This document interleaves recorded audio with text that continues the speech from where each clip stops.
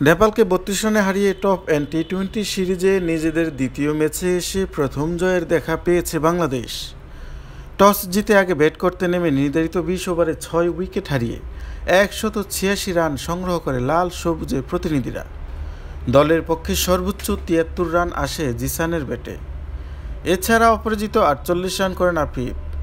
জবাব দিতে নেমে ৭ উইকেট হারিয়ে ১৫৪ রানের বেশি করতে পারেননি নেপাল। নতুন বলে হাসান মাহমুদ, রিপন মণ্ডলরা দুর্দান্ত বোলিং করলে পাওয়ার প্লেতেই ২ উইকেট হারায় নেপাল। মাঝের ওভারে স্পিন দিয়ে নেপালকে ভোগায় বাংলাদেশ এ দল। স্পিনার রকিবুল হাসান একাই শিকার করেছেন ৩টি উইকেট। এর আগে ২ ওপেনারের আক্রমণাত্মক ব্যাটিংয়ে ভালো শুরু পায় বাংলাদেশ। বিশেষ করে জিসান এদিন রীতিমতো ঝড় তোলেন। তার বিধ্বংসী ব্যাটিংয়ে চোখে সরষে ফুল দেখেছেন নেপালি বোলাররা।